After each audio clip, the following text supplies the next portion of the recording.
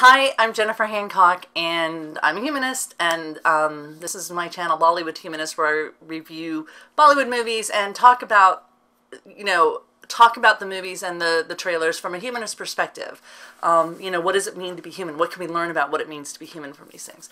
Now, I want to react to the Star Wars trailer, because the movie's coming out the end of this week. Now, I've been a Star Wars fan since I was little, and I actually camped out in high school for Return of the Jedi. Overnight, we saw a midnight first showing of it in Hollywood. So I'm going to see this movie regardless of what the trailer is like, right? This is my thing. But as I've been watching this trailer and getting excited about the movie, I noticed something a little disturbing about this. So I want to review this because it does. We need to talk about this as humanists. So here's the trailer. So far, it looks good. The world is coming undone. Female lead, all good. Flags reign across the galaxy. Can you be trusted without your shackles? Let's just get this over with, shall we? We've a mission for you. A major weapons test is imminent. Oh. We need to know how to destroy it. It's the building of the Death Star. Ah. If you're really doing this, I want to help. Good. Good. I've been recruiting for the rebellion for a long time. We destroyed our home. I fight the Empire now. I fear nothing. All is as the Force wills it. The captain says you are a friend. I will not kill you. Thanks. There isn't much time. Every day they grow stronger.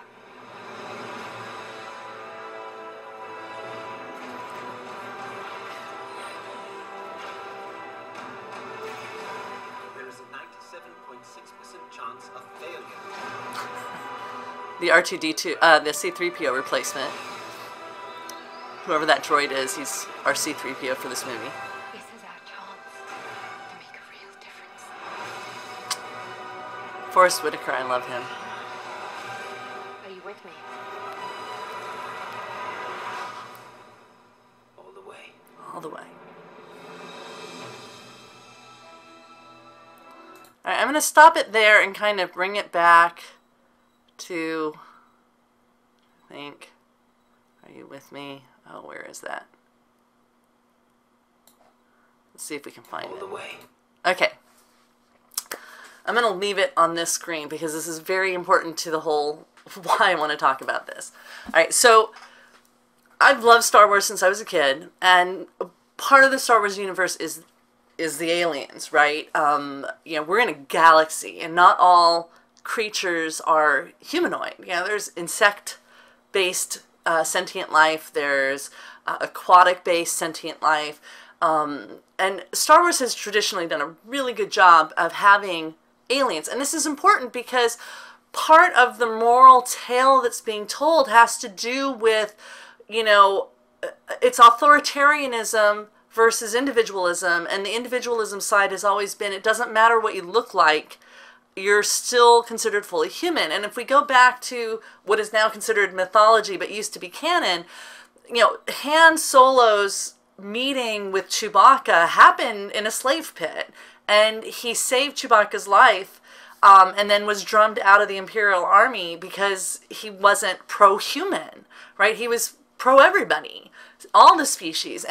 And I do think we need to go back to the original canon, and not just consider it mythology as we talk about what the original intent of George Lucas was by having these aliens in, because this always was a morality tale, right? And the dangers of authoritarianism, and a big part of what was going on in the original stories was that the non-human species were treated as less than. They were treated as slaves. And so the inclusion of non-human Jedi, non-human rebel fighters. It was very, very important. And yet, here's a picture of who's with our female lead to capture the Death Star plans.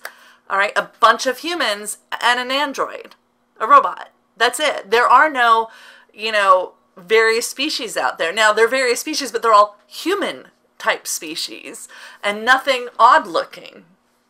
And I started thinking about the last movie, The Force Awakens, Episode 7, and I realized, the only real, besides Chewbacca, the only real alien species that had a role to play in the central story being told was the little old lady with the big goggles at the bar that helped Rey find out, gave her the lightsaber, Luke's lightsaber, right?